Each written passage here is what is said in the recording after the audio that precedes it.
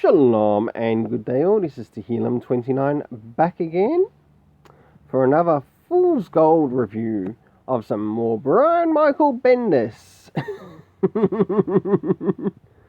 in Checkmate issue 2 of 6. My goodness, I must admit this story has sort of caught me off by surprise. But we'll find out soon enough to see how well this story goes in regards to how much I believe it's actually worth.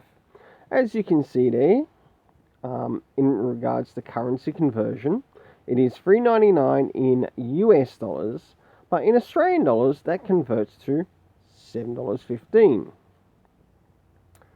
So, how much of that will Brian Michael Bendis, as well as the artist, get back on this? This includes rating of the cover, the art, and the story,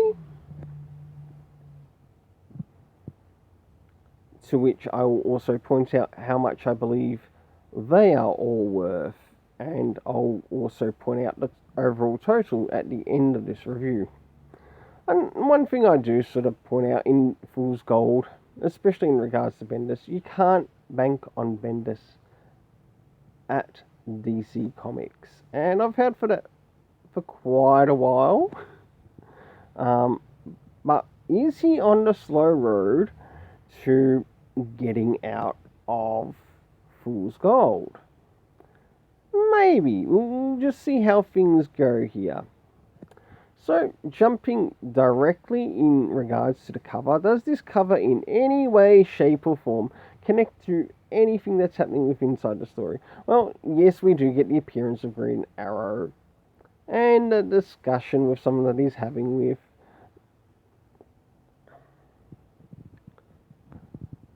but that's about all. The overall rating for the cover, I gave a 5 out of 10. In other words, I don't think that this is actually the very strongest cover for this. Actually, if it was any stronger, I think it would have done a little bit better. Maybe putting Talia on the cover because of something that happened in relation to Talia in the story. I'm not going to say what yet. I'll leave that for later. So, for the cover rating, 5 out of 10, and I believe it's worth about $1. So, time to jump into the internal art, which we'll get to see some art around the beginning, middle, and the end. So, jumping into some of the art around the beginning of the story, to which we have the appearance of Mark Shaw and also one of his underlings, or some of his underlings, and they're discussing one of the things that happened in relation to the previous issue, which again, it would not hurt to include the reference in regards to the previous issue, because it does bring out a slightly important part, to which there was a bit of a discussion about a talk to Lois about her old man. I must admit, I do sort of like the art in this, but not fully yet. I'm not fully digging it yet. I'll now move to some art in the middle of the story. Finally, some art around the middle of the story. Again, we've got some Mark Shaw, and we've got the appearance of Talia, and also in front of one of the underlings of Mark Shaw, who is presently leading Leviathan.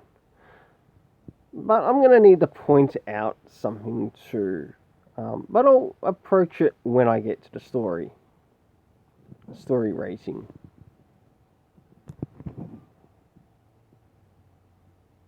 Last but not least, let's now jump to the end. Moving back again, and we're towards the end of the story, and as you can see, Mark Shaw has returned, and of course we've got the appearance of Talia. Once again, as you can see, she's sort of been recaptured as something happened in regards to escaping his grasp, in regards to something that happened earlier.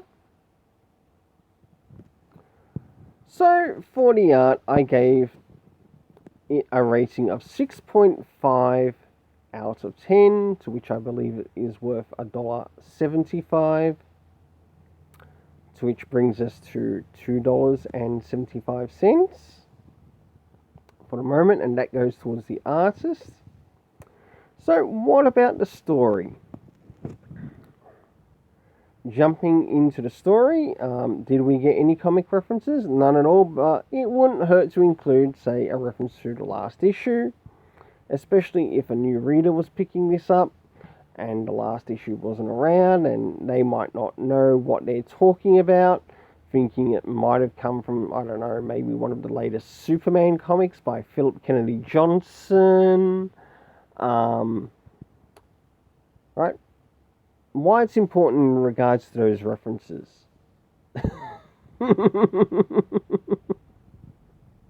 Right, because we know that Lois is in the Philip Kennedy Johnson run of Superman in the present, so it would not hurt to include comic references in this story. But where does this story sort of make up in the losses? Moving into the time period, we get, it feels a little bit lazy once again how it's been approached, but at least we've got a rough idea when things are starting to occur. At the beginning, we've got weeks ago. Of course, we've got the now. So we get a bit of a transition between the past and the present, and then it reverts back again to 2 weeks ago, and then it brings up towards the end today. So in regards, it reverts back to the present as to what's happening. In regards to locations, we went to Markovia, which has now been renamed Leviathan. Stupidest thing fucking ever. Personally, stupidest thing fucking ever. It should have stayed as Markovia. And of course, we had the appearance of Star City. Moving into the cast, we had Mark Shaw, we had Agent Nakamura, we had Talia, we had Superman, Green Arrow make an appearance, we had Merlin, and of course the Question, Renee Montoya. And this is the area where it sort of did pick up better in it. And it's good to see who the cast are in the story. But there was no appearance of Damien in this issue. Or there was an appearance of Damien in the issue. But it's sort of not pointed out as to where he is and where he's been placed. And it almost looks like he's been thrown into an area which there's a friggin' basketball court. It's stupid. Overall story rating, I gave it a 6 out of 10, to which I believe the story is worth about probably $1.25. So it is slightly better than previous. But if I were to recommend something of Brian Michael Bendis to check out, go pick up his Powers run. You don't want to read this crap. Until then, let's keep it colourful and have yourself an awesome day.